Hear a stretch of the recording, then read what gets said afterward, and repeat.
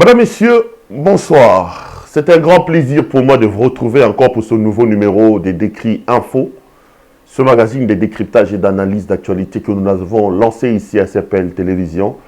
J'aime bien le slogan qui accompagne ce magazine plutôt, Décryptes Info, les tempos de l'actualité selon notre feeling. Ça veut tout simplement dire que nous prenons des questions importantes de l'actualité, nous donnons une analyse à ça, mais retenez, comme j'ai toujours dit, que notre analyse à nous n'est pas une parole d'évangile. On n'est pas à l'église ici où nous sommes des prêtres, où nous sommes des prophètes, nous vous disons et vous dites oui et amen. Nous exposons nos analyses et nos réflexions aux étamperies de vos critiques et de vos remarques, parce que nous pensons justement que du choc d'idées jaillit la lumière.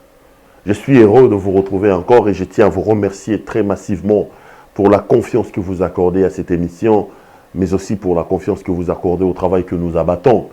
Je me rends compte que vous vous abonnez très massivement. Vous continuez à liker nos vidéos, vous continuez à partager nos vidéos, c'est une très bonne chose. Et nous recevons également vos appels de partout pour nous faire des remarques, pour nous critiquer. Ça nous permet d'avancer. L'actualité en République démocratique du Congo, vous le savez peut-être, ça resté dominé par cette guerre. Cette nouvelle guerre, de nouveau entre la présidence de la République et le gouvernement de la République démocratique du Congo, représenté ici par un de ses membres. Il vous souviendra qu'il y a quelques 2, 3, 4 jours, je ne me rappelle plus, la ministre ayant en charge de la fonction publique avait pris un arrêté affectant les secrétaires généraux. 52 ou 56 secrétaires généraux de l'administration publique avaient été affectés. Le lendemain, le président de la République, via son directeur de cabinet adjoint, qui fait l'intérim justement des directeurs de cabinet, parce que vous le savez, Vital Kamerhe continue à être en prison. Là aussi, j'ouvre une parenthèse quand même. On ne peut pas comprendre comment est-ce que, après les indices sérieux de culpabilité qui pèsent sur lui, le magistrat instructeur du dossier a écoué M. Vital Kamerhe. Nous avons même appris au travers de la presse que l'affaire a été fixée. Kamerhe est donc mise en examen. Mais jusqu'aujourd'hui, il n'arrive toujours pas à démissionner. Le ridicule ne tue pas dans ce pays. Vous êtes poursuivi pour des faits graves de détournement. Je ne dis pas que M. Kamerhe est coupable. Je voudrais ici rappeler que jusqu'à ce qu'un juge établira sa culpabilité ou sa non-culpabilité, M. Kamerhe reste encore présumé innocent. Mais dans des pays qui se respectent, pour des messieurs qui ont de l'honneur, dans des situations comme ça, on dépose sa démission. On dépose tout simplement sa démission. À la place, au lieu d'agiter l'UNC, heureusement qu'après maintenant, ils ont compris, ils ont décidé de se calmer.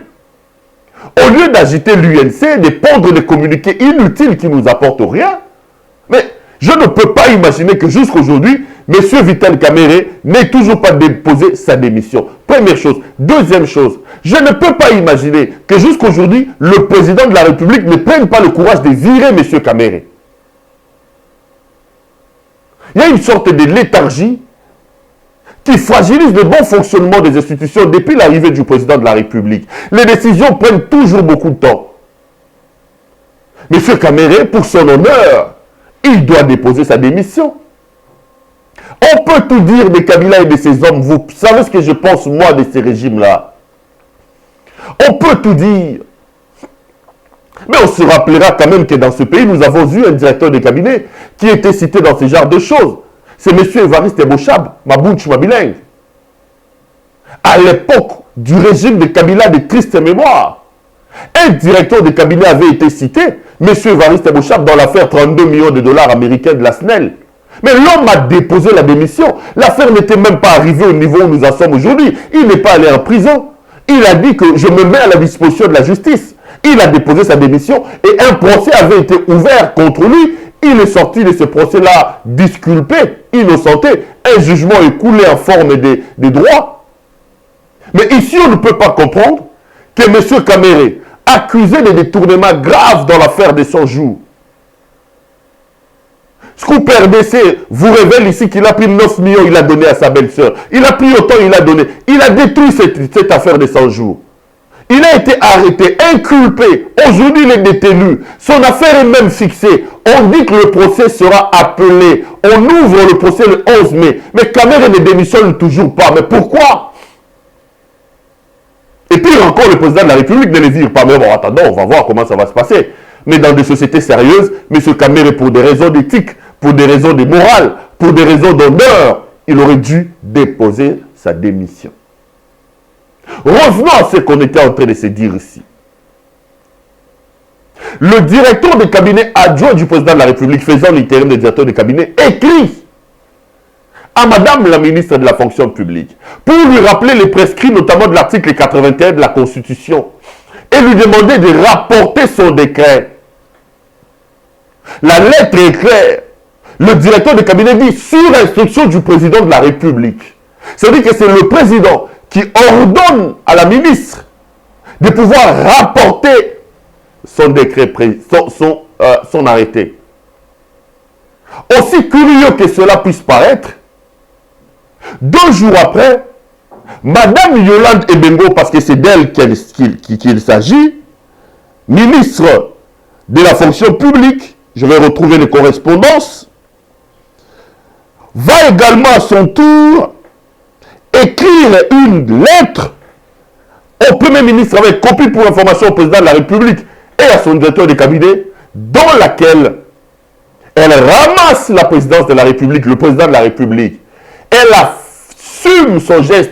Elle dit qu'elle ne retirera pas son arrêté et juge son arrêté régulier et légal. J'ai appris hier que le Premier ministre finalement a pris la décision de pouvoir suspendre cet arrêté. Mais je ne m'attarderai pas sur le juridisme. Parce que j'ai quand même consulté, contacté certains juristes, des renommes même dans ce pays. J'ai trouvé que dans leur interprétation du comportement du ministre et de cette guerre entre le directeur de cabinet adjoint et la ministre, il n'y a pas d'unanimité. Il n'y a pas d'unanimité. J'ai du mal à cerner l'unanimité. Je ferai plutôt une lecture politique de ce qui est en train d'arriver, en survolant justement un peu la question judiciaire. Donc, je m'attarderai à faire une lecture politique tout en survolant un peu juridiquement parlant. J'ai parlé avec les juristes avant de commencer cette émission. Dans le chef de ce que la ministre de la fonction publique a fait, j'ai dit qu'il n'y a pas d'unanimité sur le plan des droits. Il y en a qui estiment que c'était dans son droit. C'est d'ailleurs ça qui permet à Madame la ministre de se cabrer sur une disposition de la loi où elle dit que son arrêté est régulé parce que lui n'a pas nommé. Lui n'a pas nommé, il n'a fait que mettre en place, il a fait la mise en place et les affectations. Mais lorsque vous lisez la mise en place opérée par la ministre, première chose, la presse a relevé que tous les secrétaires généraux qui ont été nommés sont tous soit du PPRD, soit du FCC. Je parle de la presse. Donc nous avons une administration totalement politisée. La ministre a fait des affectations même du secrétaire de l'UNESCO. Ça, je trouve quand même que le secrétaire de l'UNESCO doit être nommé et affecté par le président de la République. La ministre a fait des affectations à l'Assemblée nationale et au Sénat. La loi ne lui permet pas. Quand vous regardez les secrétaires généraux qui ont été nommés, il y en a qui n'ont pas réussi au test que le gouvernement avait organisé pour justifier le fait de nommer les secrétaires généraux. En fait, pour l'histoire, les secrétaires généraux qui ont été nommés, qui ont été affectés par la ministre, sont les secrétaires généraux issus d'un concours que le gouvernement avait organisé en 2017. Et ces secrétaires généraux avaient été nommés sur ordonnance présidentielle, les toutes dernières ordonnances que Kabila avait prises en 2018. Il vous souviendra qu'au sortir de son mandat, au sortir de la présidence, Kabila, un peu à la 6-4-2, avait signé une série d'ordonnances qui avait suscité polémique avec les syndicalistes ici. Lorsque Félix Antoine Tshisekedi Tshilombo est arrivé, il a donc décidé de geler ces ordonnances. Mais étonnant est notre surprise de remarquer ici que la ministre de la fonction publique a outrepassé la décision du président de la République, suspendant d'une certaine manière la mise en branle des ordonnances signées par son prédécesseur, et pour apprendre des gens qui certains n'ont même pas réussi au test que Kabila avait organisé pour les nommer et pour les affecter dans les différents ministères.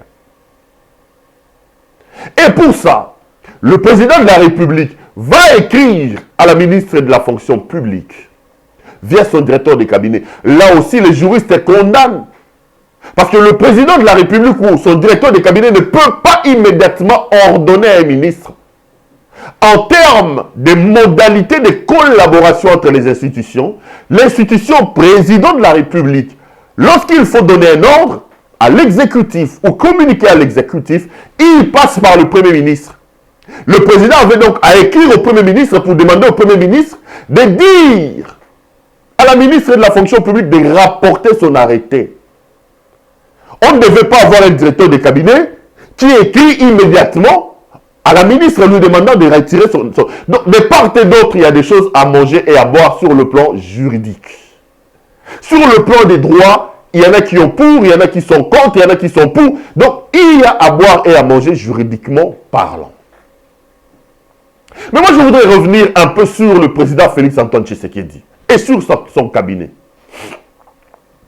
Dans sa lettre, le directeur de cabinet qui agit pour le compte et au nom du président de la République rappelle à la ministre de la fonction publique qu'elle doit rapporter son arrêté. Pourquoi? Parce que les ordonnances nommant les secrétaires généraux souffrent d'une sorte de suspension décidée par le président de la République. Et c'est là qu'intervient ma question. Est-ce qu'une simple suspension peut-il arrêter l'exécution d'une ordonnance? Si le président de la République, Félix Antoine Tshisekedi Tshilombo, a estimé que les ordonnances prises par son prédécesseur dans le cadre de nomination des secrétaires généraux, pourquoi ne les a-t-il pas abrogées? Pourquoi le président de la République ne s'est-il pas montré courageux lorsqu'il arrive, soi-disant, il constate que les ordonnances prises par Kabila dans le domaine des nominations n'étaient pas bonnes, selon la lettre du directeur de cabinet qui évoque cette décision? Pourquoi le président n'a-t-il pas pris son courage pour abroger ces ordonnances? Pourquoi jusqu'aujourd'hui, lui qui a suspendu la mise en place de ces ordonnances, l'exécution de ces ordonnances, n'a-t-il pas pris une autre ordonnance contraire? C'est là des grandes questions qui se posent. Ce genre de léthargie, ce genre de laxisme deviennent de plus en plus courants dans la gestion de l'État par M. Félix Antoine Tshisekedi Tshilombo. Monsieur le président de la République, la semaine passée, hier plutôt, la dernière fois ici, j'ai reçu sur mon plateau Maître Hervé Diakiese, un des brillants juristes que je connaisse dans mon pays. Il a dit ceci, faisant une lecture politico-juridique de la situation du pays. Le FCC s'organise au travers les Tambo Mwamba et les autres, les Janine Babunda, qui commencent à donner des leçons au président. On veut donner l'impression que le président de la République doit être sous tutelle et qu'il ne peut rien faire sans se référer au FCC parce qu'il n'a pas la majorité. Nous avons l'impression que chaque jour qui passe, nous avons un président de la République dont la manœuvre, la marge de manœuvre s'est réduite tous les jours à cause de ce mariage contre nature avec Joseph Kabila Kabange. Qu'est-ce que le président de la République peut faire aujourd'hui? Quelles sont les prérogatives du président de la République? Il a dit à Londres qu'il va dissoudre l'Assemblée nationale. La professeure Janine Mabunda, professeure en droit constitutionnel improvisé, est venue pour lui rappeler que si tu modifies, si tu suspends ou tu vas dissoudre l'Assemblée nationale, l'Assemblée peut te mettre en accusation. Sur pied de l'article 85, le président de la République a déclaré l'état d'urgence. Le professeur en droit constitutionnel issu de l'université de Burundi, Alexis Thambwe Mwamba, ancien rebelle du RCD, ayant réclamé l'abattage d'un avion civil avec 50 morts, plus de 50 morts, passe sur un plateau de télévision pour démontrer que le président ne connaît pas ce qu'il fait. Le président n'a pas la maîtrise du droit constitutionnel. Le président de la République nomme Kyungwaku Mwanza et les autres. Un simple ministre de portefeuille bloque jusqu'aujourd'hui les nominations du président de la République. Chaque jour qui passe nous met en face d'une réalité. Le FCC veut nous montrer que nous avons un président qui ne peut pas décoller sans lui, que nous avons un président sous tutelle, que nous avons un président qui n'a pas trop de force. C'est ça la lecture de la situation, les amis. Monsieur le président de la République, Félix Antoine Tshisekedi Tshilombo, je vais faire mienne la réclamation des pasteurs Mukuna. Qu'est-ce que vous vous êtes dit avec Joseph Kabila Kabange, monsieur le président? Quels sont les termes de cet accord pour qu'aujourd'hui, aux yeux de l'opinion, vous paraissiez comme un président faible qui peut être contesté par les ministres, qui peut être remis sur la route, même faussement par Alexis Thambwe Mwamba? Est-ce que les accords signés avec Kabila disaient que la cour de Kabila ne vous respecterait pas?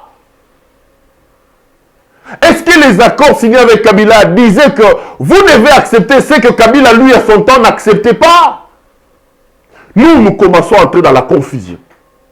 Et regarde, le président venait de signer des ordonnances ici, nommant certains commandants de l'armée, notamment le commandant de la garde républicaine. J'ai lu sur les réseaux sociaux les articles dans ce sens-là et même le condamnant.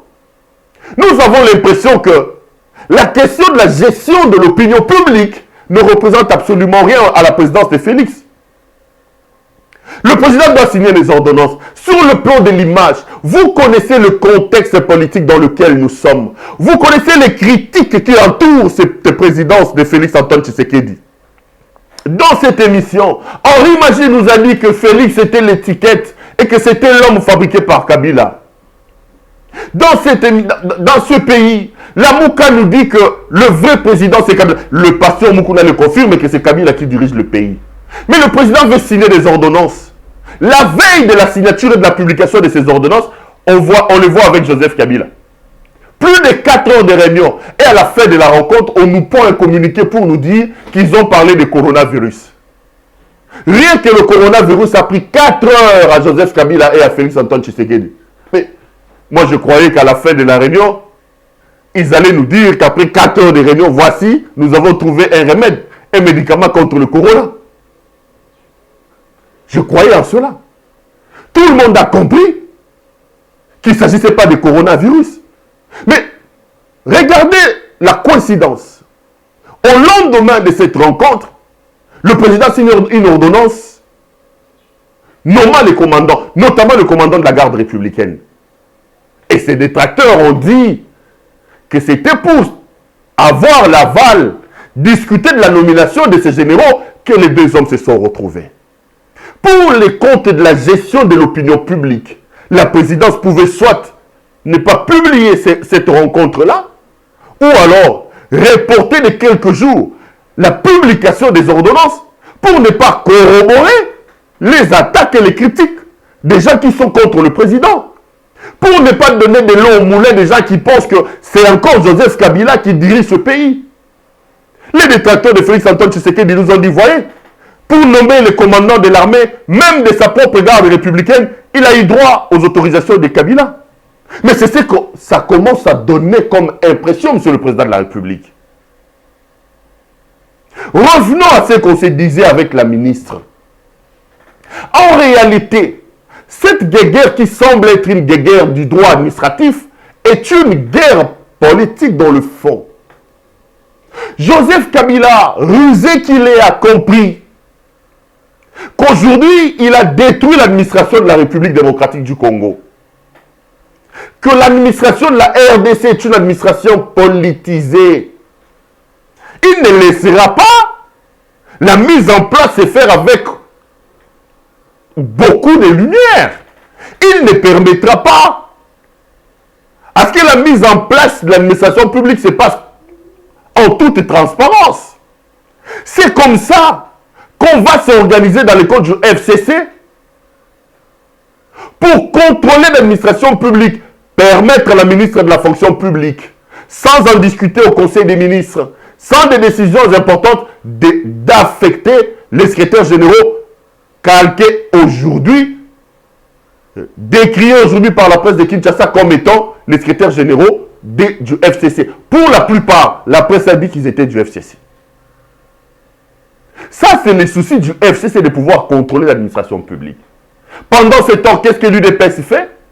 Pendant ce temps, qu'est-ce que le président de la République fait?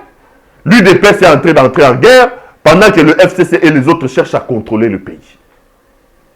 À l'UDPS, on assiste à la guerre Kabound, Kabuya, Chilumbu, Chilumbai, Wakwenda. Oublions l'essentiel, les amis. Oublions l'essentiel. Première chose, la mise en place décidée par la ministre de la fonction publique vise 1. Le contrôle de l'administration publique. En 18 ans, Kabila a détruit les structures étatiques. En 18 ans, Kabila a détruit ce pays. Il a politisé l'administration publique.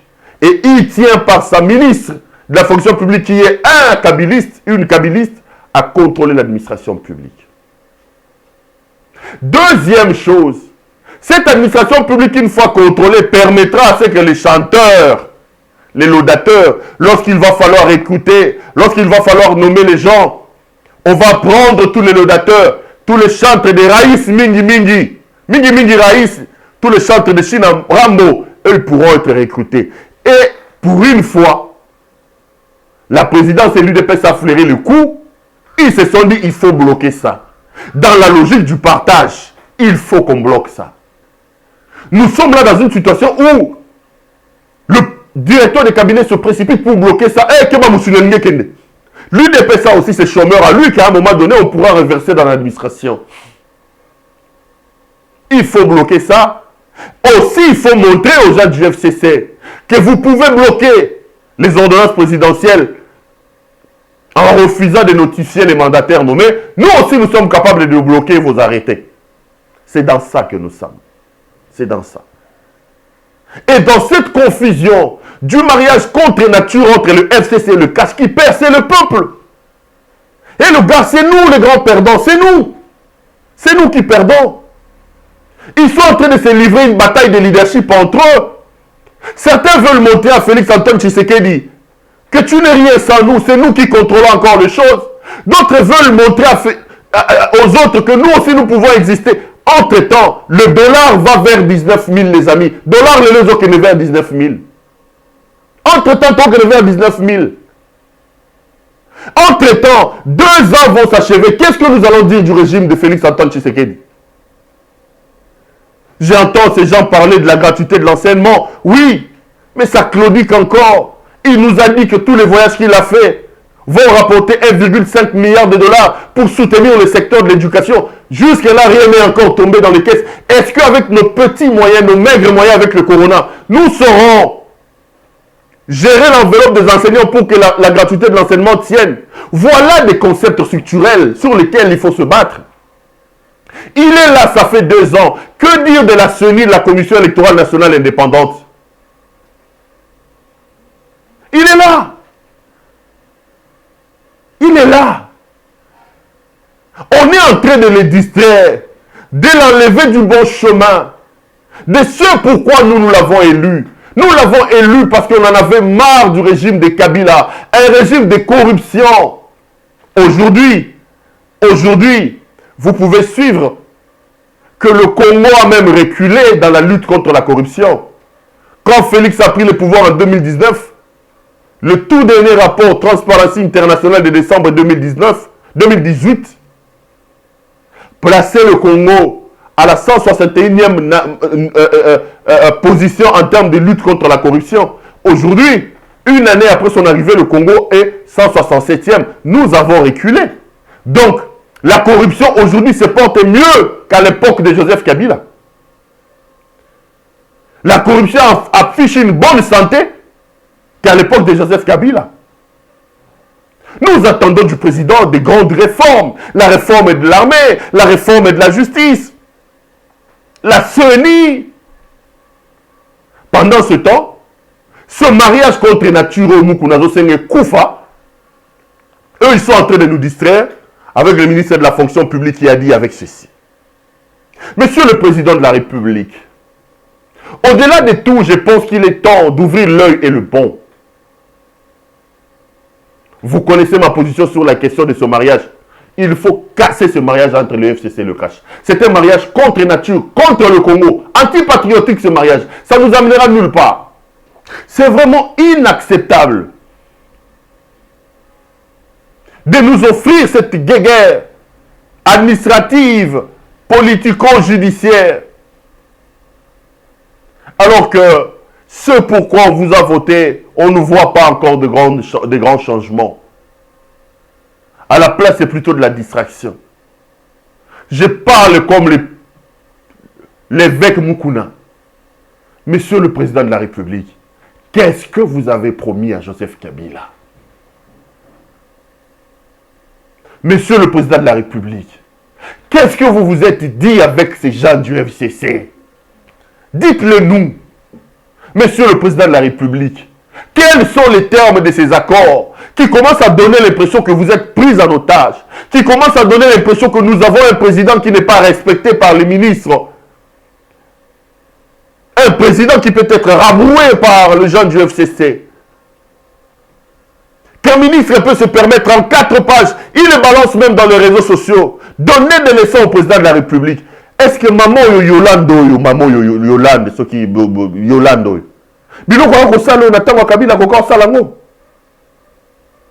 Maman Yolande. J'apprends que le Premier ministre a décidé de suspendre son arrêté. Mais monsieur le président, est-ce que dans le cadre de vos accords, pour qu'on vous respecte, vous ne pouvez pas demander à Kabila qu'on vire cette femme? Parce qu'à un moment donné, pour le respect du président, c'est quand même lui qui nomme. C'est quand même lui qui révoque. Il faut qu'on donne l'impression que le président peut agir. Je vous ai dit ici que Vital Kamerhe Lwakamingi Mikingi avait été viré de l'Assemblée nationale pour avoir dit, d'ailleurs il avait raison, parce que Kabila avait déclaré la guerre contre les FDLR en ouvrant nos frontières à l'armée rwandaise. Kamerhe a rappelé sur pied de l'article 86 de la Constitution que Joseph Kabila devait avoir l'autorisation du Parlement. Une petite interview de 3 minutes sur Radio Okapi à l'époque. Mais ces gens ici qui sont les turiféraires qui tournent autour de Kabila se sont organisés pour défenestrer Kamerhe. Moi, je me rappelle des discours de cette époque-là. On dit que le chef est sacré, on ne joue pas avec les chefs. Il avait les autres possibilités. Il avait la possibilité de pouvoir rencontrer le chef en coulisses pour en parler. Lorsqu'il amène l'affaire devant la place publique, c'est un affront contre le chef. Mais, Bobena est Kamerhe. Oh, le second chef, il faut que voter qui est. Oh, le tambo mwambazo, les gazos qui quittent ça dans la télévision. Et c'est passé comme ça. Hein? C'est passé comme ça. Aucune. Heureusement, j'ai appris qu'il y a une sénatrice Bijou qui demande à Tambo Mwamba qui a réhabilité le Sénat de lui montrer les appels d'offres. Merci, madame la sénatrice. Tambo Mwamba, donneur de leçons, est-ce qu'il a respecté la loi sur les marchés publics en réhabilitant l'Assemblée nationale, sur le Sénat là? Parce que j'ai appris, j'ai lu sur les réseaux sociaux que là aussi il a donné des marchés de gré à gré à un monsieur Sorazara propriétaire, ce gars. Et il est banapé. Et il est banapé. Parce que là, ils nous donnent l'impression que nous avons un président faible. Qu'on peut rabrouer comme ça en public. C'est qu'eux n'acceptaient pas Ils veulent imposer ça à Félix Antoine Tshisekedi Tshilombo. Ils veulent imposer ça à Félix Antoine Tshisekedi Tshilombo. Mais le problème, c'est aussi à lui, à un moment donné, de taper du poing sur la table. Des gens comme Mme Yolande ici, la ministre de la fonction publique, après sa lettre de 4 pages, soit elle démissionne d'elle-même, soit le président la vire du gouvernement. Ça donnera des leçons qu'on ne touche pas à l'institution président de la République comme ça. Qu'on ne peut pas se réveiller d'un bon matin, donner l'impression que le président ne connaît rien, que son cabinet ne fait rien, étaler comme ça les articles dans une lettre arrogante à l'endroit du président de la République et s'en sortir. Au nom de ce mariage contre nature, FCC cache. Si le président ne peut pas le faire, il dit que Joseph Kabila c'est un partenaire d'alternance. Il peut consulter son partenaire d'alternance. Obtenir le départ de cette femme du gouvernement. Ça sera un grand signal.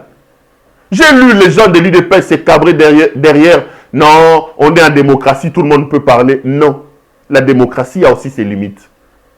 Et surtout, en matière de démocratie et en matière de droit, ces gens du FC n'ont aucune leçon à nous donner. Ils doivent se taire. J'ai aimé une expression que Maître Hervé Diakessa a utilisée dernièrement. Il dit lorsque le FCC parle du droit, du respect des textes, c'est comme un renard qui rentre dans un poulailler et qui dit que je suis végétarien. Qui peut croire en ça? Vous avez un renard dans un poulailler et le renard vous dit que je suis végétarien. Mais il faut être naïf pour croire en ça. Il faut être naïf pour croire que ces gens qui ont détruit le pays pendant 18 ans peuvent avoir de bonnes idées, peuvent accepter que Félix réussisse. Ils n'accepteront pas pour ne pas donner l'impression qu'eux, ils ont échoué. Et voilà qu'ils sont en train de nous bouffer. Les 5 ans comme ça. Aujourd'hui, on parle le dollar tend vers 19. Le dollar va vers 19.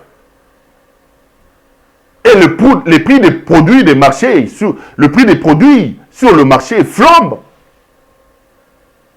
Entre-temps, dans le fond de Corona, on ne sait pas si, et comme on ne comprend plus rien.